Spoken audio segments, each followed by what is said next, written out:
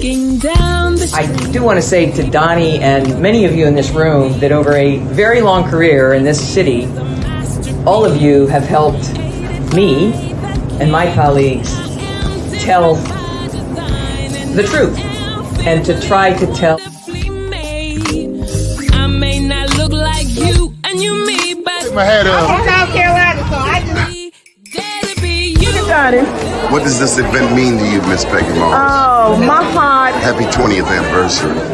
my heart is about loving up on my sisters. Do you know what it feels like to have your sisters in the room? Don. And dare to be different and unique. I'm gonna be the best me I can be by letting His glory shine through. I am beautiful, I am blessed, but not just what you see in the flesh. I'm free from people, free from myself.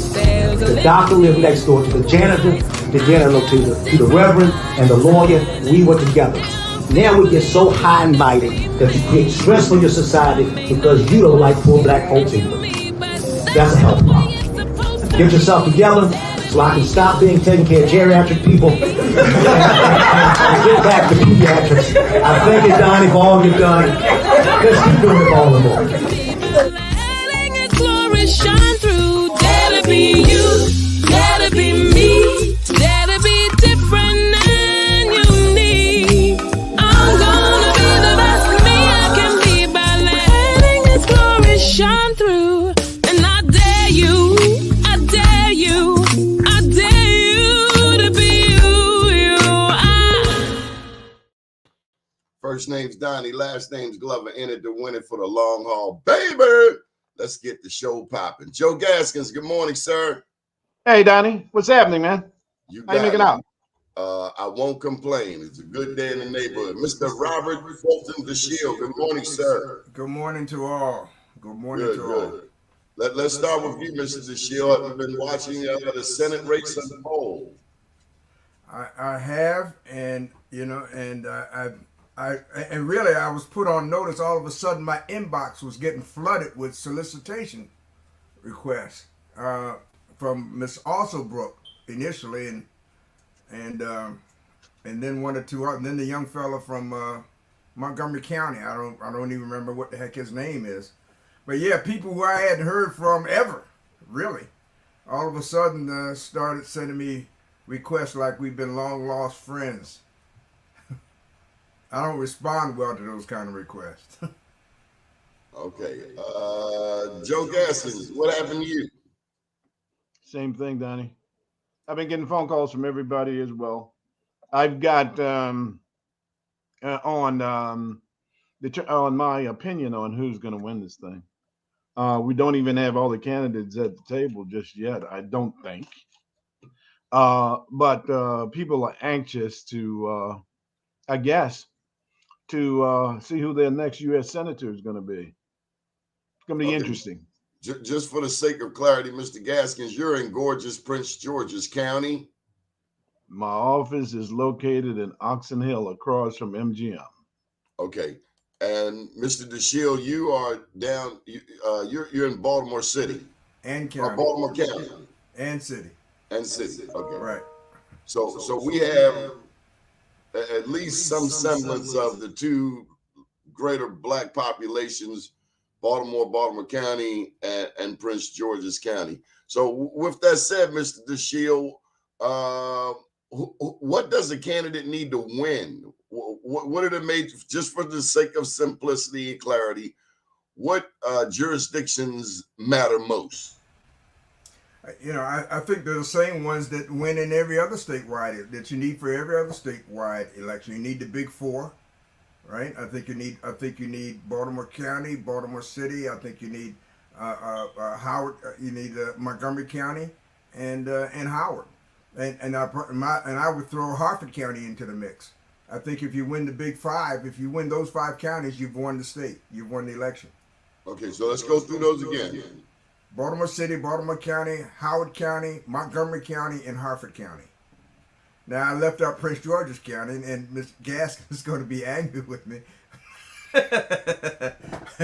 But I may stick Prince George in for for Howard. Maybe Prince George is probably more important than Howard if they can stop the black folk and Prince George from moving down to Charles and Calvert. But yeah, I mean, you can't discount the fact that Prince George County is probably the largest population in the state, African American population in the state. So I'd have to put them in there as a deciding factor. They made a difference in that race with West because Montgomery with went with their candidate. I'm trying to think of his name now. Come on. Peter Franchot? Oh, they didn't go with Franchot. They went with the union guy. The Are you union guy. talking about in the governor's race? Governor's race. Tom Perez. Tom Perez. They went with Tom Perez. So look, I'll put it this way. What happens in the general is a little bit different with what happens in the primary. When you're talking about the black voters, you have to say that Prince George is in there. They probably have more sway than Montgomery County in the equation. But I don't disagree with you in terms of what it's going to take to win this, and especially in November, is that the swing totally turns the other way. While the Democratic Party is extremely important with determining who's the Democratic nominee is going to be, but the state of Maryland, with its overall population and those counties that you mentioned, are going to be extremely important for any candidate to win this race. Mr. Gaskins, what does, because this is what, May 15th, the election is May 14th. That's my understanding of 2024. Mm-hmm. What does a 12-month campaign look like? Does it suggest that the rabbit, the candidate that's out front first wins? Is this a long game? Is this shock and awe? Hit them hard, hit them early, hit them strong, and don't give up. Don't stop pummeling them. Or, is this something that's going to be stretched out and you find out the front runner, as we did in the gubernatorial race in the last quarter? Yeah, that's a good question. No, it's not the first one. I out of the gate. Unfortunately, that's the hare and the tortoise. And if you noticed in the last race of the U.S. For the governorship, first person out of the gate was Peter Franchot, setting up locations everywhere, strategic locations in Prince George County, garnering a tremendous amount of support over his candidates. But at the end of the day, two candidates came from behind, extremely behind, who weren't even registering as serious candidates, have moved ahead of him during the race, and then at the end you had the final two people, and then you had Peter at the end. So no, it's not. It's going to be a tremendous grassroots effort that's going to be needed. It's going to be individuals who are able to lock in key people for support and who can sway other people to support them. Is going to take dollars on this race. It's a big difference. This is probably bigger than the governor race for the country. This one Senate position, if it turns and goes to the Republican Party, could change the entire dynamic of the entire country. So I will guarantee you that Biden and the vice president, even though she has loyalties to one of the candidates or perceived loyalties, they're going to look at this from a survival for themselves. Who's the loyalty to? I would say that I want to say loyalty. I use this because the fraternities and sororities and the Greeks are vitally important. She's a graduate of Howard University. Angela Alsobrooks is a graduate of not a graduate of HBCU, but she is a AKA, I think, yeah, AKA, and she has been supportive of Angela. So what's happening here is a lot of individuals bank on a collective block of supporters coming out the gate, signing up early and putting their lists of supporters out there for the candidates. And I think that's been Angela's strategy coming out the gate, as to do this. And I think that's what she did with you, attorney, is she sent out requests, $5 requests, $10 requests, $25 requests, in a massive scale to as you said, to people that had never responded, who she had never talked to, or never had in her office. But she's using that aggressive strategy to, well, make her name known. She's known in Prince George County. I'm not too sure how she's known in Baltimore City or the other counties. She's known in the, as you said, the richest county, black county in the country, Charles County. She's known there, but the voters are 170,000 population. That's not a tremendous number, but it is a number that will count. So it's going to be interesting to watch the dynamics play out on this one. You said richest black county is Charles County? Yeah. The Shields used that. Well, that recently there was an article that said that indicated that Prince George County was no longer the richest African American county in the country. That the county is now Charles County is the richest black county in the country. Okay, let's get Attorney DeShield in here. Come on, Mr. Bob, your thoughts. Well, as I when I got the email from Miss Alsobrooks' campaign, and I think her financial campaign has been run by Rachel Rice, who's a household name in the world of fundraising for aspiring politicians. I called my friend Brooke Learman, who, and Angela was supportive of Brooke Learman and Brooke's race for the comptroller seat. So I asked Brooke, I said, send me Angela's cell number, and I want to send her a note. And Brooke did. So I sent Angela a text, and I said, look, I got this fundraising request. I really don't know you. We've met and so forth. But I don't, I'm willing to get in my car and I'll drive over to Prince George's County or whatever, have coffee or whatever you want to do.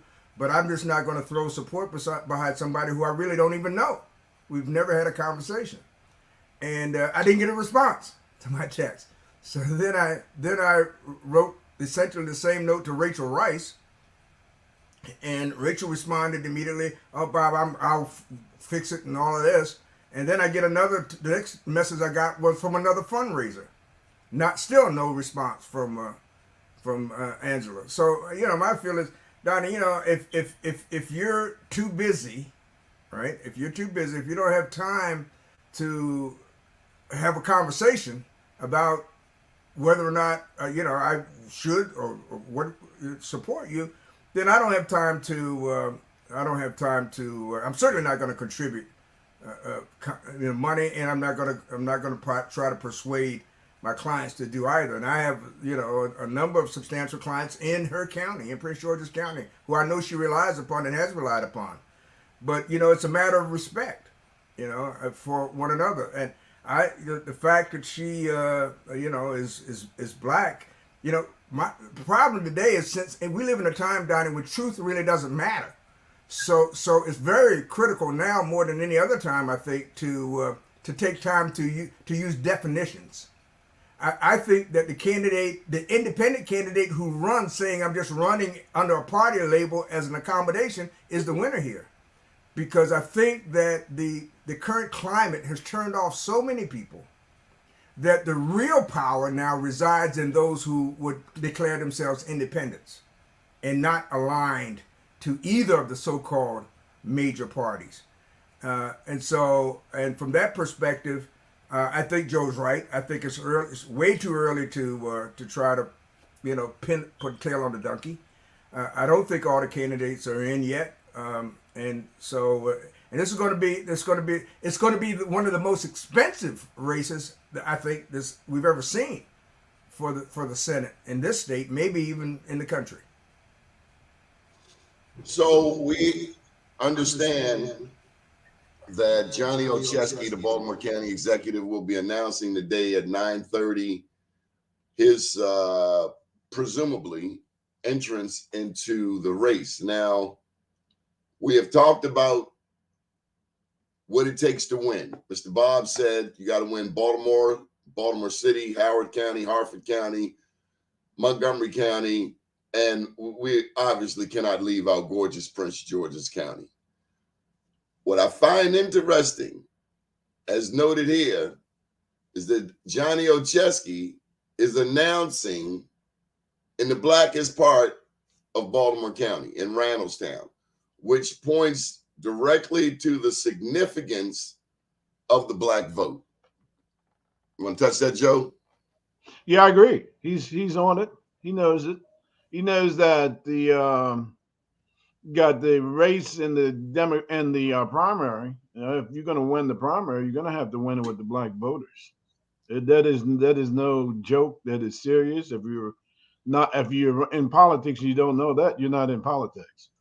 Now, when it comes down to the primary, the general election, there's a different scenario that could be taking place because you haven't heard of who's running for that seat on the Republican side. Hogan could be in the game on there. It's too early to detect. And if he is there, then the Democratic candidate that you elect in your primary could be the wrong candidate to face off against Hogan. And that one of the major factors is money. If Hogan decides he's going to run, it's going to be a tremendous amount of money that's going to be pumped into his race. And if the candidate is Angela is going to have to figure out how she raises that kind of capital to stay in the game with a guy by the name of Trone. Trone is already committed to putting $50 million into his campaign, so that's not a drop in the bucket. It's if used properly, it can win this race. Money can win this race. And we also have one more candidate that hasn't made a decision just yet, and that's Jamie Raskin. So, and mind you, all these people that I'm naming are Democrats, diluted voters. Will dilute that base of voters tremendously. And if you got a diluted base, and because you're in the media, how do you win strategically? Well, I know what I would do as an individual because I've been in politics for a long period of time. But that's not for me to share. But I would suggest, Donnie, that people like you, people like Attorney DeShields, who can influence, will be the ultimate decision makers on who's going to be that U.S. Senator. Well, let me go to Mr. Bob about this. Mr. Bob, what is the significance of black political operatives in this race? We have seen in the elections that you and I have worked on where, you just mentioned Rachel Rice's name. Right.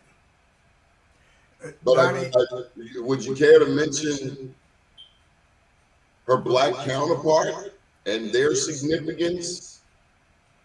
Well, let me get back to the candidates for a moment. I don't think it's a shoo-in that even if Hogan jumps in that he wins the Republican primary, because he's not a trumpeter, or he's not widely perceived as a trumpeter, and his guy lost if you recall, his guy lost in the Republican primary, even in the race control, I think it was. But so I don't think that's a shoo-in. And with respect to Jamie Raskin, I've not talked to him or anybody close, but I think that he's got his health reasons and the loss of his son, and the fact that if Jeffries becomes the Speaker of the House, I think Raskin is a shoo-in for chairmanship of the House Judicial Proceedings Committee. So I think there are reasons why, and the amount of money required to run the race. I think there are a lot of reasons why that congressman may not enter the race, although I don't know. It's obvious that Johnny O knows that he needs the black vote. Heck, he needed the black vote even to survive the primary in Baltimore County. I think, in fact, he would be the first, I think, to admit that without the black vote, he wouldn't be county executive today. And I think he's shown it in some of the appointments that he's made. We've got a black police chief, we've got a black county administrator, we've got a black head of almost every major department in the county. In fact, his record in that respect is probably better than the city's. But so, are these accomplishments when it comes to black people nice, or are they long overdue? Whether it's the black governor, whether it's the Senate race, whether it's whoever heads some of the major agencies. I know Craig Thompson is now heading the Maryland Stadium Authority. Should we be like, oh, goody, yay, yay, yay, black people are getting it? Or should we be more like, it's about damn time? Either one of you. I'm a little more discerning. At least when I, it's not, as I said many times before, being black is not a skin condition; it's a heart condition. So the people that I'm talking about, that Johnny O has appointed in Baltimore County, with the exception of the police chief, who I haven't met yet, these are people who I know and have dealt with and have occasion to have business with since their appointment, and so I can speak quite, I think, definitively that these people are truly what I mean when I say black folk, not just folks who are. Now, of course, it's past time. It's long overdue. But the only real decision in the universe is who decides who decides. You know that. That's the one who decides is the one who decides. And so when we put the right people in the right places, we get the right outcome. Our problem historically is we spend little attention deciding who we ought to put there. It's a popularity contest, and then we try to enact rules and regulations to make them do what we think they should be doing or should have done in the first place, which, as my grandmother would say, is right ass backwards. So I think that I think that again, the successful candidate in this race will be the one who appeals to those who don't align with either of the so-called major parties, but yet who speaks to a missing chord in this whole scenario, and is somebody who's willing to tell the truth about the truth. Mr. Bob, you have often talked about unapologetically black. You have often said that not all skin folk are kinfolk. You have often questioned what is it to be black. In the last statewide race, where Governor Wes Moore became the first black governor, what has that taught us about the significance of the black vote, but also about what it means to be black? Well, a lot of people, because they didn't know Wes, and I was one of them who didn't know Wes, and he's obviously not run for office before, never held political office before, and so all we knew about him was what he said about himself, his credentials, as a Rhodes Scholar, he's a military hero, and that sort of thing. But so we had to watch closely to see whether his actions met up with his words in terms of his commitment to the black community. And from my perspective, I'm looking at, from the perspective of Tisha Edwards, his appointment secretary.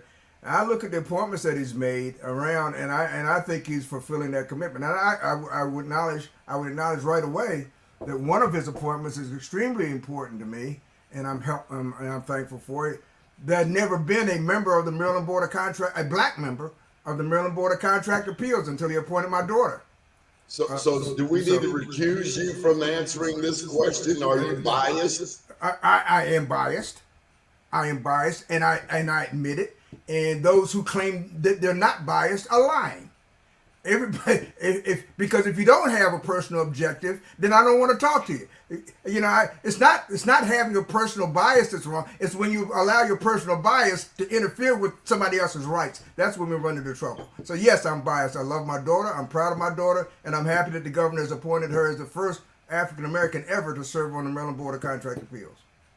Okay, Mr. Jones, give you the same question. What does it mean to be black? Are you pleased with where this gubernatorial administration has gone with respect to blackness in the state of Maryland, which is 30% black? Okay, let's consider this. A black person never elected to U.S. Senate. We've had, to my knowledge, you've had, of course, Kwasi, the Congressman Mfume. You've had Senator C. Anthony Meese to run for U.S. Senate position. You've had Michael Steele to run for that position. You've had Donna Edwards, all to run for that U.S. Senate seat with no degree of success. If you look at the gubernatorial and then how those numbers actually worked out, it was an ideal situation. I, on the other hand, was supporting an earlier candidate and then came on board to support Wes, and have been on board since that time. So, as with any other candidate, I reserve opinion on him.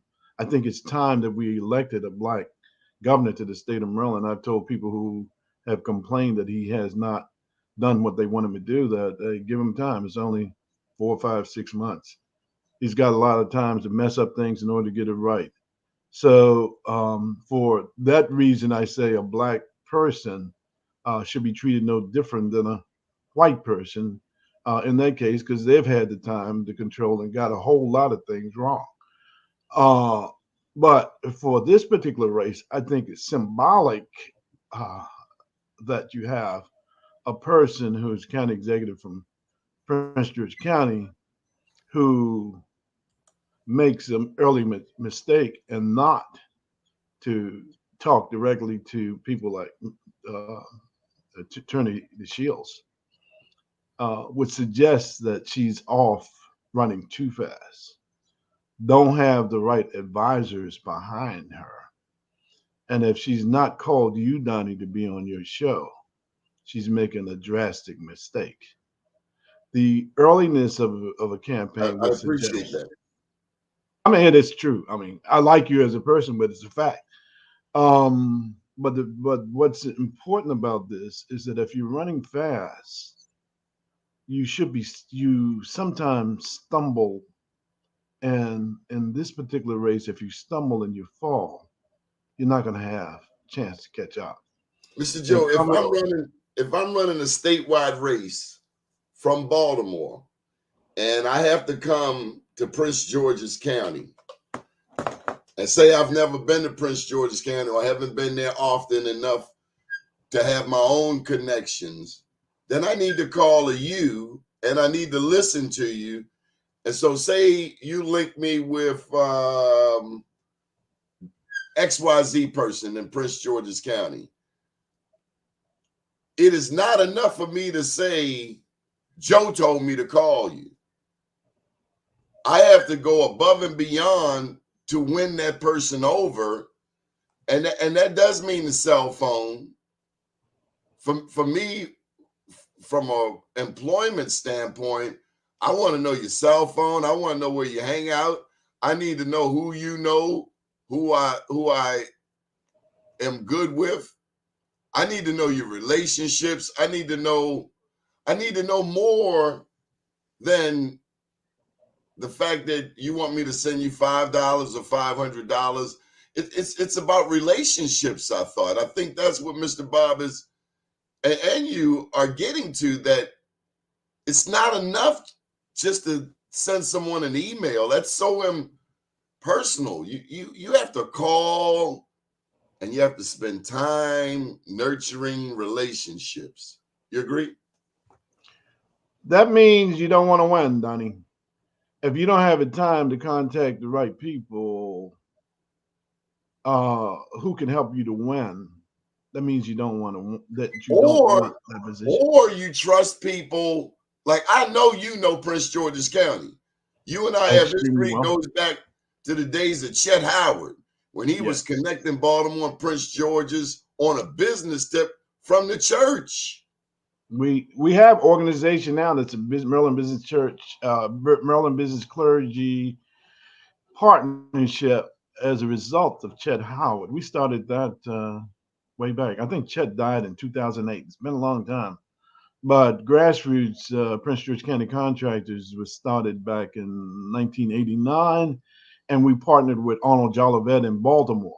And we recognize that in order for you to be successful in business and in politics, that you cannot operate independently in one county in the state of Maryland. It's crazy. And it's asinine. Anybody who thinks that one county, because I have the ability to control one county, and who has not reached out to people who will make decisions or strong who already been identified is not politically informed. I will guarantee you that the attorney DeShields will get a phone call. Might not be from Angela, it will be from a lot of other people who know his appointments and know that it's important for you to pick up this telephone and call them. You will get a phone call. I will say, like, you don't feel bad about the fact that you've not been contacted by the candidate Angela Alsobrooks, because I have not. Even in Prince George County, had a conversation with her or her administration about Are you serious? I just said it, Donnie. I've not had it. I've had 2 meetings. Why not? Look, it goes beyond me. I'm here. You know, they have my number. I think it's assumption that that individuals make when they decide that they're going to run, that they already have a team around them. Are you talking about black politics? Because I'm getting. I'm talking black. I'm going to talk about black politics because I've had 2 phone calls already directly and 2 meetings already with one candidate who's called me and who sit down for lunch twice. Okay, I didn't reach out to him for him to contact me. He reached out and sought out me as a political person, not as a black person. I'm assuming that had a lot to do with it. But my name is synonymous with politics and with business, so people know if you want to get an opinion, reach out to people who can give you opinion. If you want to get support, reach out to people who have connected and who have people who respect them in the business or in the churches or in the civic community. I got to tell that's you vital. That there are 2 people, Sandy Pruitt, Jerry McLaughlin, who are always involved in elections. And I'd be curious to know if anyone has contacted them. That's a good question. I don't know. Okay, let's go ahead. Mr. Bob, we need to go into this question of blackness. Yeah.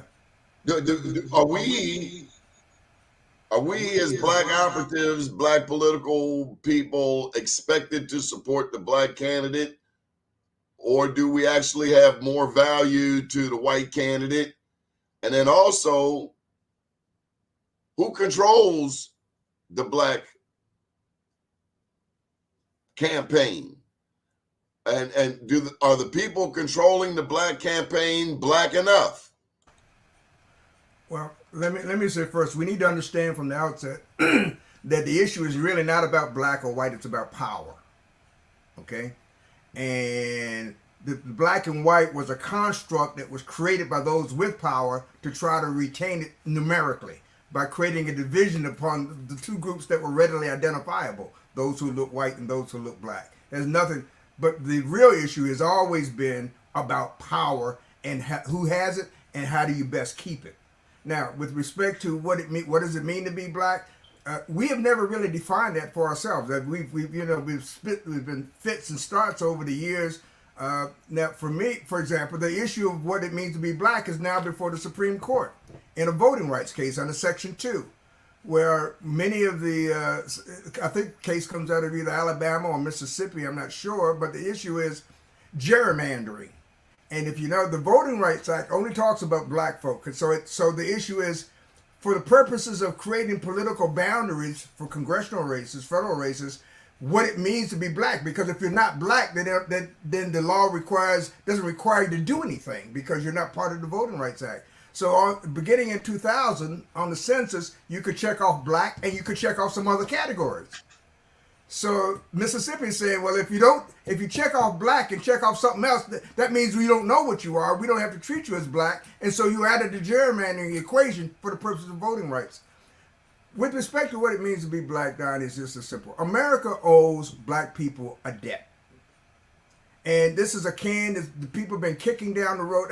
And my biggest, frankly, argument about this issue is not with white folks at all, because I rarely talk to them about this, because I think our issue begins at home. Our problem is at home. But America owes black folk a debt, and the debt is called reparation. And we've been taught that we shouldn't seek it because we've been taught that the country wasn't ours in the first place. But every other group from whom the government did something to take power or to take property got it. When the white slave owners and other slave owners were paid reparations, $3,000 apiece, the Britons paid it, the Haitians had to pay it to France, and even in this country, it was paid until the 13th Amendment was passed, and the exception created a way to maintain slavery by saying that all were free except those held in prison, and that was the first mass incarceration. So America owes black folk a debt, and when I say black folk, I'm talking about black folk who, as a part of their DNA, a part of the legacy, have the chains of slavery as a part of your background. It means much more than just the color of your skin. You mentioned the Haitians paying reparations to France. I just like to add in that I talk about Haiti in my book, and it should be known that Haiti led the most successful overthrow of slavery in the Western Hemisphere. So big ups to our Haitian brothers and sisters. Okay, so where do we go from here, Mr. Joe? And Donnie, as I said earlier, this is much larger than the state of Maryland, in my opinion. The ability to govern the entire country is dependent on the state of Maryland making the right decision on this. And for any candidate who's running, they should understand that. They better understand that, because if it's on the Democrat side, they're going to be pumping a lot of money into what they perceive to be the candidate without making it known publicly. You're going to see things taking place that people are going to be kind of pissed off about who are running, and there's nothing that they're going to be able to do about that. This is my opinion.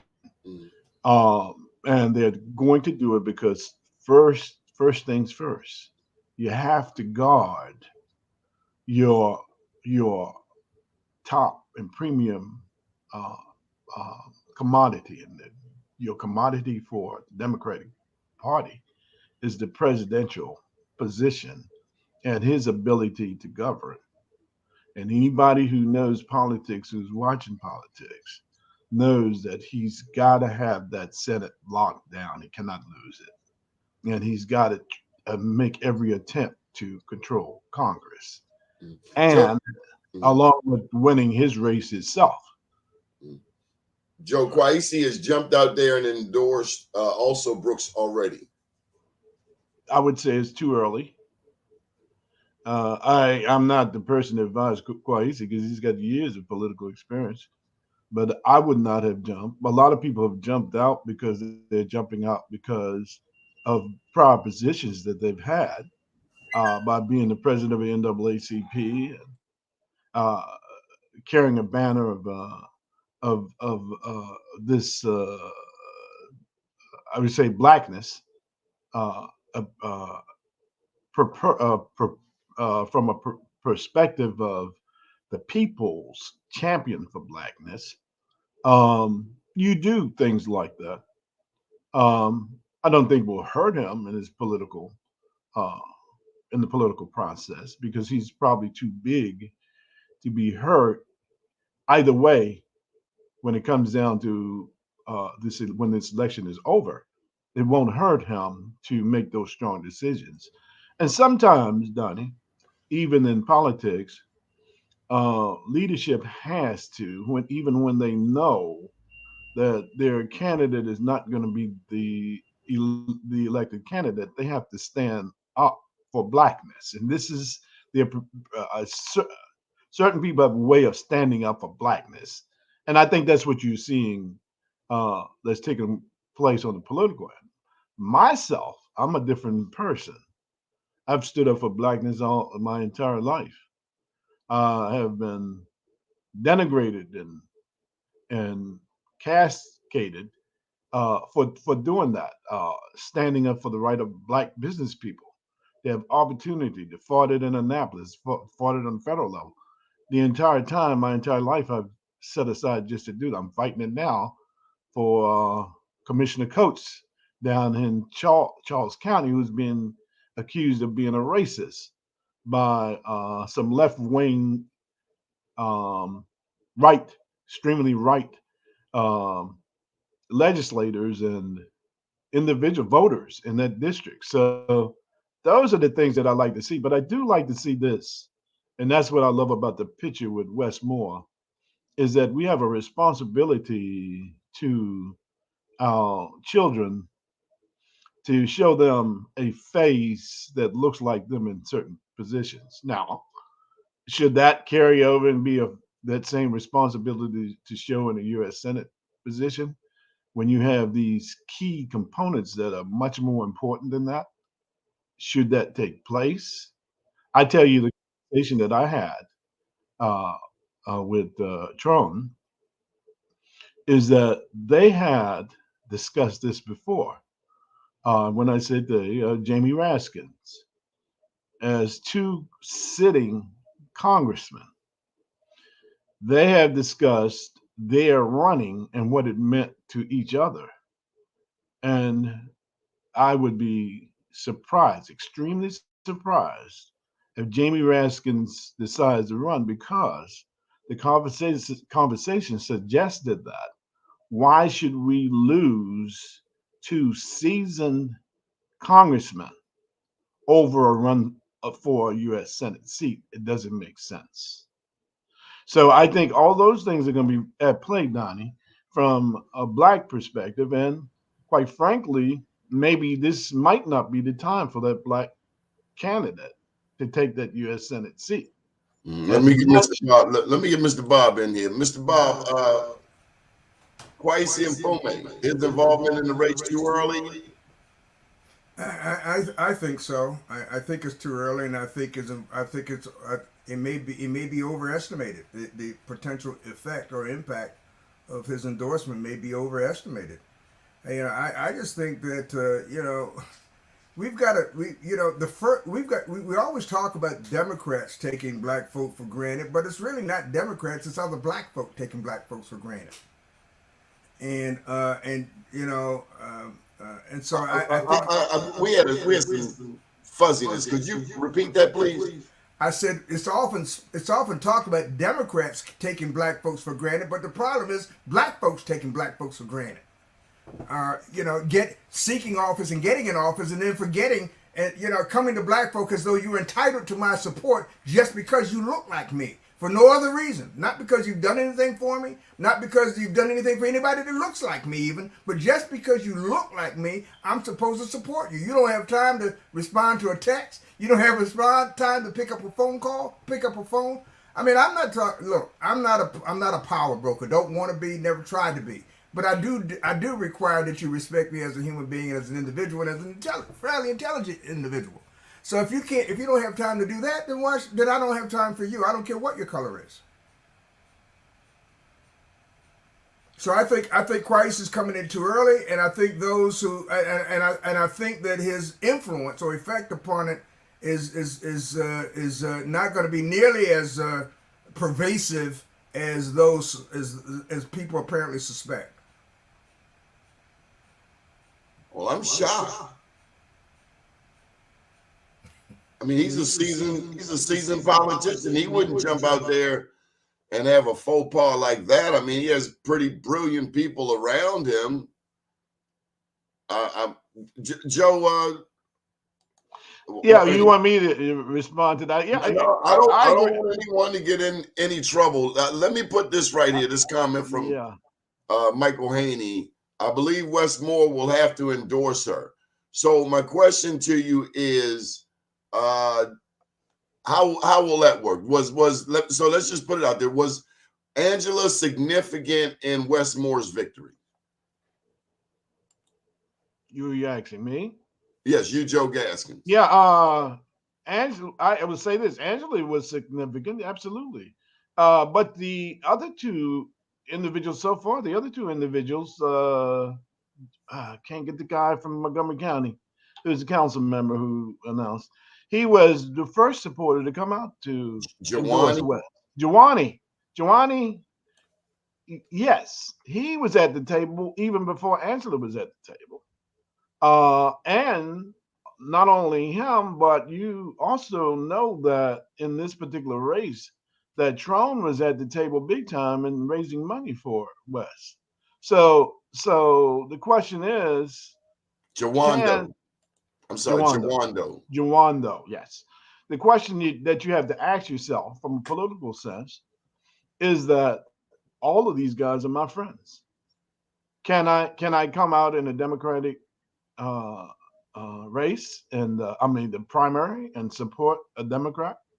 The answer might be no. I can't do that because I have 3 friends or strong supporters in the race. I've got to wait until the race is over and support the winner of the race. I think that's going to be the prevailing decision that you're going to decide. Joe, I'm a little floored that you haven't gotten a phone call. Let me tell you why.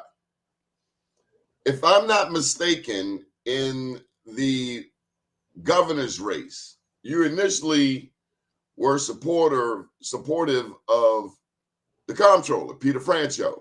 Absolutely. Now, the word on the street that I got was that you wrote his Black Business Plan. I did.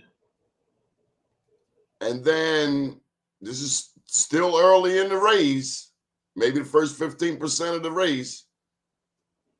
Somewhere in there, you realize that Peter Franchot wasn't who he said he was. Correct. And you then shifted your support, still in the early days. Westmore had single-digit numbers. You shifted that support to Westmore. And I don't understand how you haven't gotten a call thus far.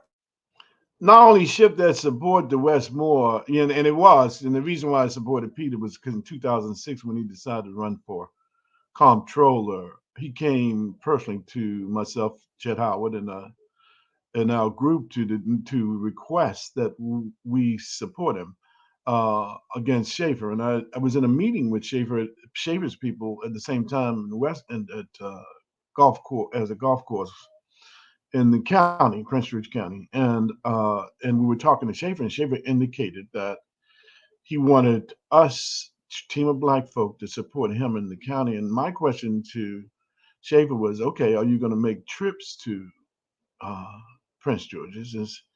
And he didn't get a chance to respond. His people said, no, he's too old to come to Prince George County. And I asked him the second question, are you then you're too old to represent me? Yeah, right, exactly. Are you putting any money in the campaign for somebody to work for you in the county? And his answer was no. Less than 5 minutes after that, I got a phone call from a senator. He was a delegate, Zucker, and said, Joe, it was as if he was in the room. I got this candidate, delegate, who wants to run for comptroller. Will you talk to him? I says, of course, especially after these responses I was getting from Schaefer. I arranged a meeting with him. We talked to him. We looked at his package. His package was horrible, but he indicated, and he did do that. He followed through and did what he did. He brought on a person who was number 2, along with Zucker, and staffing in his office, and he focused on things that were important to Black folk for a while. His numbers since that time dropped and became horrible. So I moved my decision to easily to support Wes after that, after he again showed that he had again told me that he's going to bring on a person who's going to be his lieutenant governor, and he did not.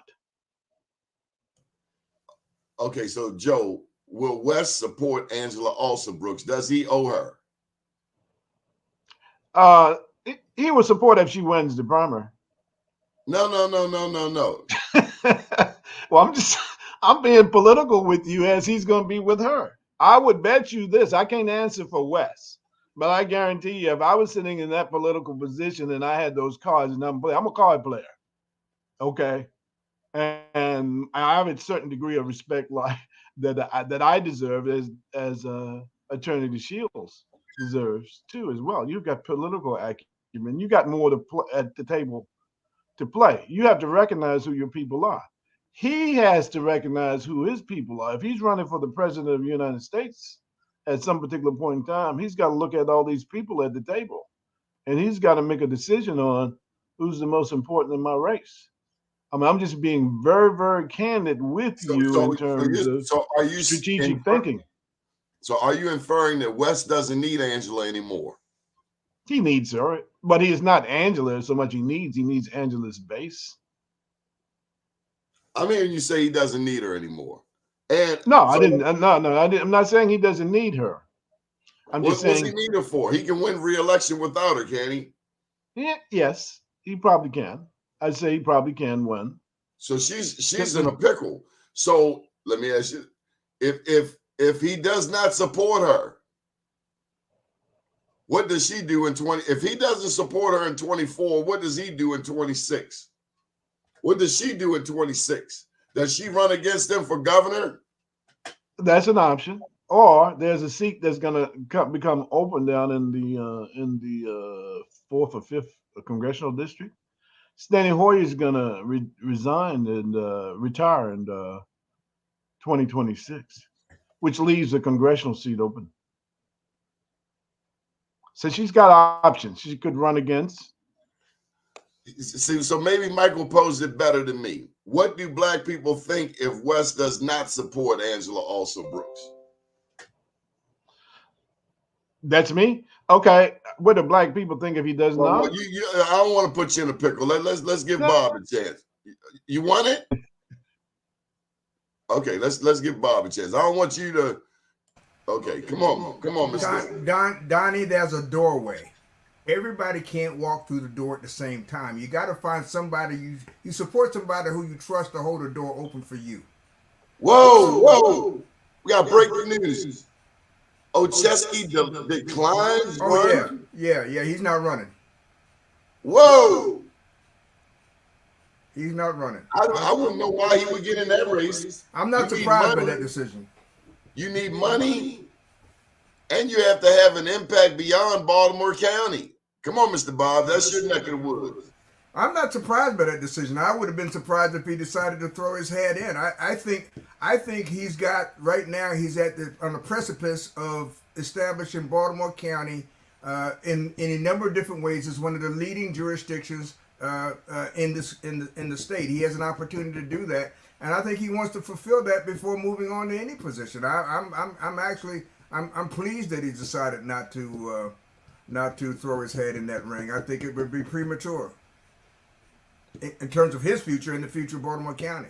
But on the earlier question, Donnie, in terms of Wes Moore supporting Angela Alsobrooks, look, as Joe said, there are a lot of people who supported the governor, and a lot of people who delivered things that the governor used or relied upon to win. Most of them can't be quantified, not even the votes in reality. You can't say that anybody delivered this block of votes. Everybody that went there voted in the way that they wanted to. But there's a doorway.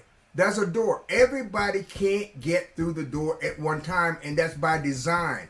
We have to identify somebody who we trust to hold the door for us. What does that mean? That means Governor Moore has to look at the people who are running, all of whom may be his friends, and say, who's best to take us to the end line? Who do I think has really got the best chance of winning? And the rest of them doesn't mean that you're not my friends anymore. It just means that somebody else, you're gonna have to wait for somebody else to get through the door and trust me to make them hold the door for you. Trust you. Look, it's all about, you know, it's all about put trust another way, call it faith. People don't want to use the word faith, but you go in Baltimore City and wait for the traffic light to change. It takes faith to pull forward. Because somebody's running that intersection every other second. So yes, somebody has to wait. Everybody can't be first. And if you can't stay in line and get in line behind the people you're supposed to be behind, then you might not get through the door at all. Okay, Michael Haney just put it up here that Johnny O will be supporting Angela Alsobrooks. Does Johnny O know Angela Alsobrooks, Joe, or Bob? Say it again. Does Johnny O know Angela Alsobrooks? Apparently, he feels that he does. Apparently, he feels it, and that's fine. I mean, if as I said, if he believes, if he does his assessment of who supported him and who can best take us to the finish line, and this is where he comes out, then I respect his decision. I'm not a power broker. All I say is I'm just Bob the Shield. If you ask me for money, then you got to have time to talk to me. If you don't have time to talk to me, then don't ask me for money. I'm loving this. This is going to be a very fascinating 12 months.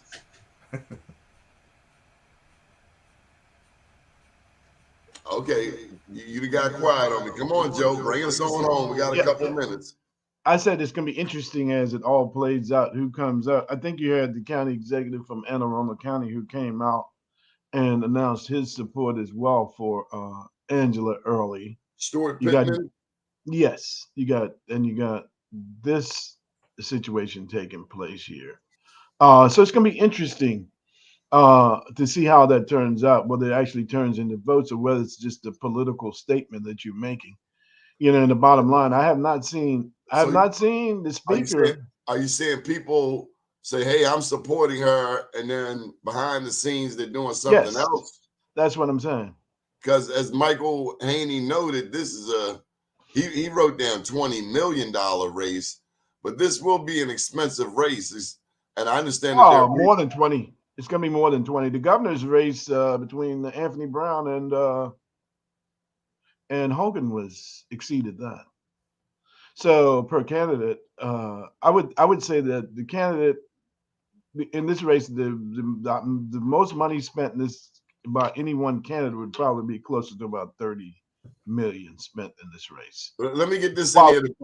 Hey, Bob, when you see Angela Alsobrooks, Johnny Ochesky in the same conversation, and then you throw in Kwaisi, do you get the sense that there's a certain political group involved in here of blacks?